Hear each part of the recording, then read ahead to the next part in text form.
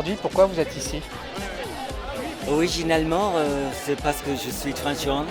Parce que j'avais envie de représenter la communauté LGBT et c'est la première fois que j'entendais parler de la Pride à Guéret. Pour s'amuser et aussi soutenir la cause LGBT. Et ben moi je suis dans l'organisation. Et qu'est-ce que vous pensez de l'importance d'un tel événement en Creuse? Je pense que c'est bien parce que ça fait bouger les choses.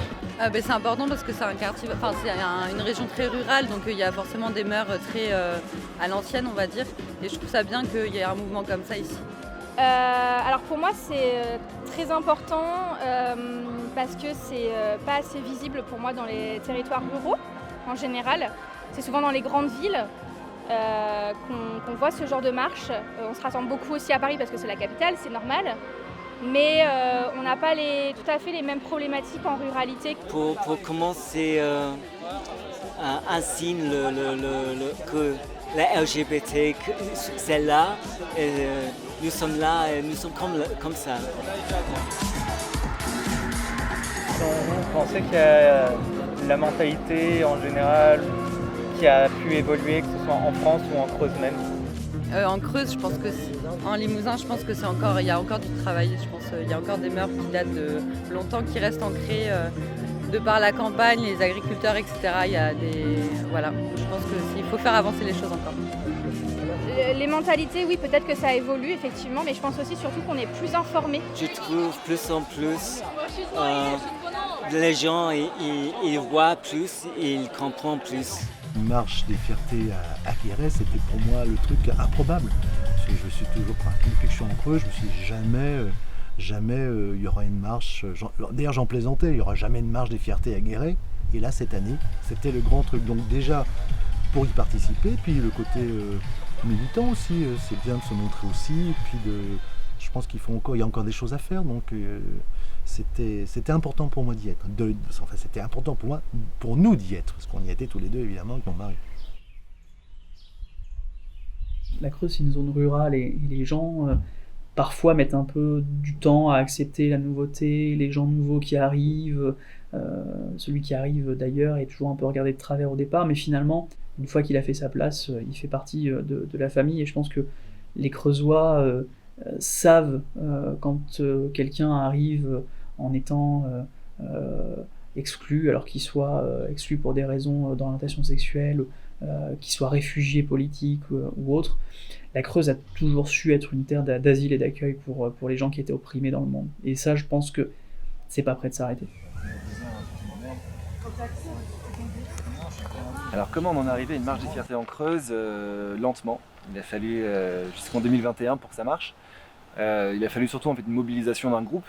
On était une vingtaine, trentaine de bénévoles pour organiser cet événement. Et donc sur un coup de tête, on s'est lancé, on a dit que ça valait le coup. Pourquoi l'association LGBT en Creuse? Sa raison d'être avant son but, c'est de visibiliser justement les personnes LGBTQIA+, sur le département, qu'elles aient en fait toutes et tous un repère, qui a au moins une structure qui existe, et quand elles lancent une recherche sur internet ou qu'elles en parlent autour d'elles, auprès des institutions, des structures d'accompagnement, que quelqu'un puisse leur dire qu'il y a une association dédiée à la rencontre et à la discussion autour de ces sujets-là, ce qui n'existait pas jusque-là. C'était vraiment aussi, comme je disais tout à l'heure, l'idée de se retrouver et de pouvoir être ensemble en fait. C'est quoi l'initiative de Mairie Arc-en-Ciel?